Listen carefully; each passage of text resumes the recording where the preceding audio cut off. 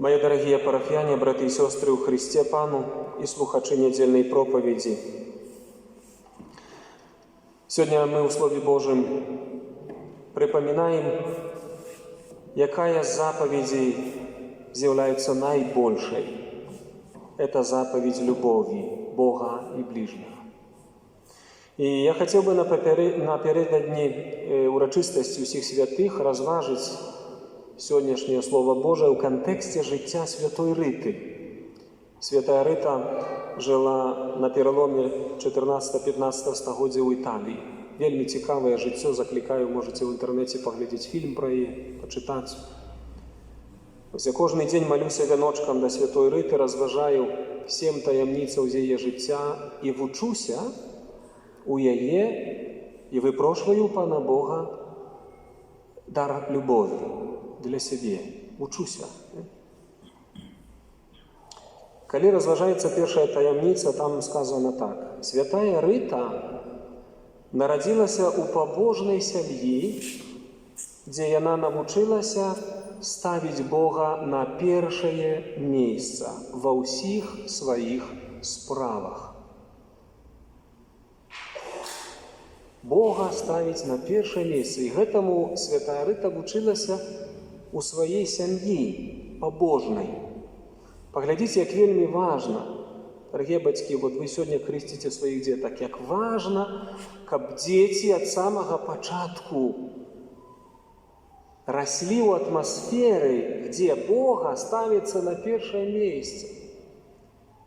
Мои дорогие, коли заповедь любови является найважнейшим правом, найважнейшей заповедью. И любовь является абсолютным даром Бога. Это не человечее нечто. Бог створил нас з любовью, и Бог есть любовь, и только Бог может одарить человека любовью. То этому треба учиться от самого фундамента формирования особы человека, с детства, семьи. Многие з нас вийшли з сім'ї, у яких не було этого вогуле. Розумієте? Советский период, час атеизма, коммунизма, столько годов выбивали с сумления, со свідомості людей на наших землях Бога, то як, на чим можна було формувати заповідь любові? Закликалася до любові до вітчизни, до вітчини, до любові до сім'ї. На чим її можна опирати, цю любов? На чим? На пустих словах? На неких лозунгах ідейних? Это не идея. Любовь – это не идея. Это не философия. Это дар Духа. Это живое. Это вечное. Любовь походит от Бога. І тому многие з нас, сапраўды, у дзяцінстве не мелі вось гэтага дару ні ў сваіх бацькоў, ні ў саміх сабе, потому что мы, наши семьи не жили Богом. Ці ў наших семьях пріоритетно на першым месцы был Бог? О, сколько таких семей можно только знайсці.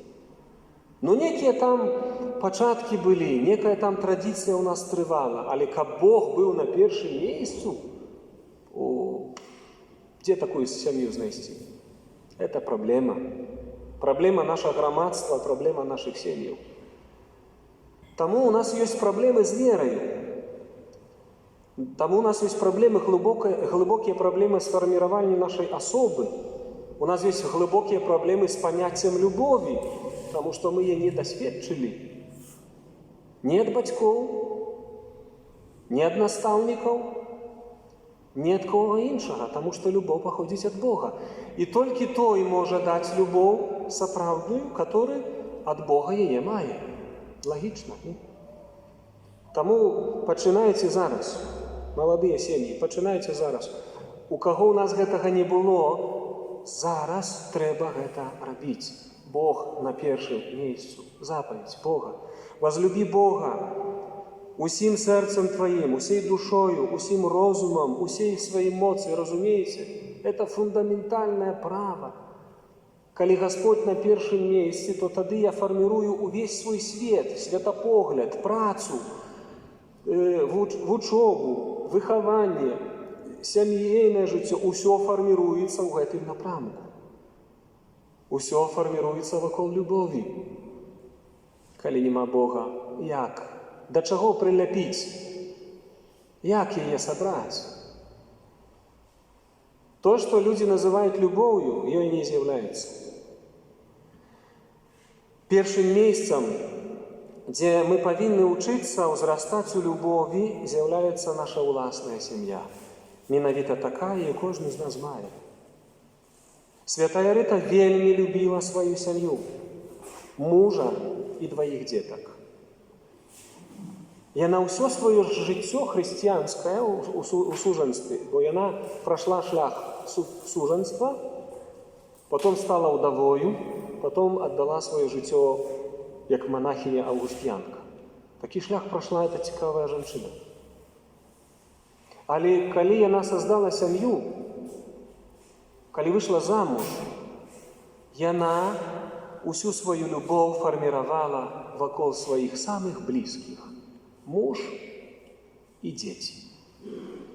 Муж яе быў далёкі ад веры, хоць быў католікам, не? Але муж яе ваяваў з іншым родам. Там ішла вайна міждурадавая, разумееце, там кроў пролівалася. Это 14-15 стагоддзе, там на мячах сякліся.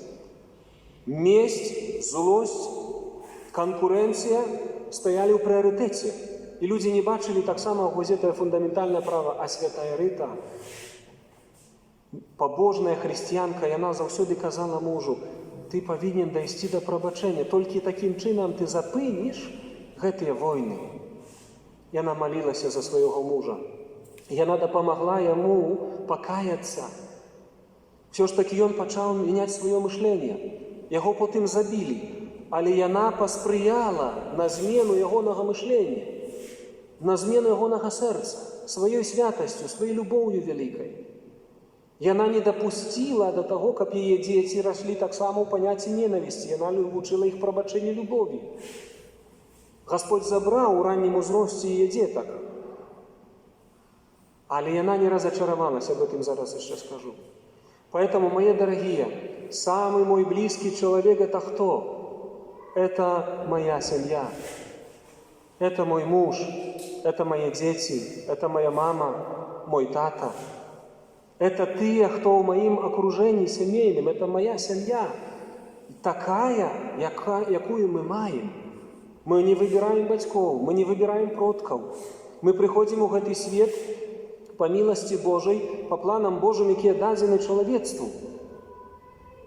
А ў нас, паглядзіце, як мы вельмі часта, нам лягчэй любіць кагосьці. Ну, таму што мы рэдка сустракаемся на сяброўстве, дзесьці там на працы. Вось, ходзім маскі панакладаўшы так искусственно, знаете, всем улыбаемся, все хорошо, так дыпламатычна себе заховываем, а вот толькі ў дом вяртаемся, у нас, у наших сэрцах няма любові. Найцяжэй любіць самага блізкага. Але ж гэта фундаментальна. Хто ёсць найбліжэй цябе? Іерархія любові такая, што найперш это той, хто побач цябе, хто давераны табе, хто з табой злучаны лёсам. Это твоя сям'я. Чаму у нас дзеці бягуць з дома?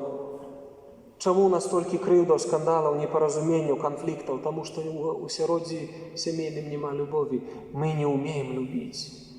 Мы не змагаемся за любоў у наших сэрцах. І тое, што мы называем любов'ю, я не раз уже про это казаў, ёй не з'яўляецца. Любоў – гэта духовная, любоў – это внутры. Это дар Божий, это твое сердце открытое, это твое сердце пробачальное, это твое сердце ахвярное. Это там внутри проходят гэтыя духовные процессы, это дзейнасць Духа Божьего в тебе, это не человечая рэч. У трэцяй таямніцы разважаецца такія словы, што для святой Рыты таксама надышоў момент цяжкасцяў, болю і незразумення. Здрадніцкае забойства мужа, смерць сыноў у маладым узросце. Яе дзеткі загінулі падчас пандэміі, не памятаю, это была халера альбо некая іншая інфекцыя. Людзі паміралі тады. Яе дзеткі у маладым узросце, юнацкім узросце памерлі, двое сынавей. Але Рыта ніколі не пераставала любіць і давяраць Богу. Яна не ўпала разачаравання. Яна не наракала на Бога. Яна не бунтавалася. Яна не разумела гэтых шляхоў, але яна верыла Божаму провіду, который у самых складаных ситуациях выведзе добро для нас. Вось гэты моц Бога. Паглядзіце, сколькі у нас у жизненных разочарованняў за таго, што нам нешта не ўдалося, за то, што у нас нехта памёр, альбо нехта хварэў, альбо нашы некія планы рухнулі, як сатана іграе на гэтых момантах жыццёвых, каб вы толькі ведалі, ламае лёсы людскія. Нараканні, бунт. Як, Господь, ты дапусціў? Святая Рыта могла таксама задаць Богу пытанне: як, за што? Я табе верна служыла, а ты забраў мяне 2 дзяцей у такім узросце? Яна не наракала. Яна прыняла гэты лёс. І Господь далей фарміраваў яе душу ў святасці. І яна вучылася прабачэнню. Я калісьці вам казаў, што толькі той, хто здольны любіць, той здольны прабачаць. Таму што прабачэнне – это найбольшае вымярэнне любові. Прабачэнне – это найбольшае вымярэнне любові. Калі ты не навучышся прабачэнню, ты ніколі не будзеш здольны любіць на ўзроўні, як любіць Бог. Ты ніколі не зможаш асягнуць і іспытаць у сваім сэрцы, што такое сапраўдная любоў да ворага, любоў да таго, хто цябе скрыўдзіў. Святая Рыта змагла прабачыць людзям, якія знішчылі яе сям'ю. Чаму? Таму што любіла. Яна вучылася той любові. Яна верна слухала Бога. Яна прабачыла забойцам, которые забілі яе мужа. Хто здольны да такога? Толькі той, хто любіць. І гэта любоў ад Господа.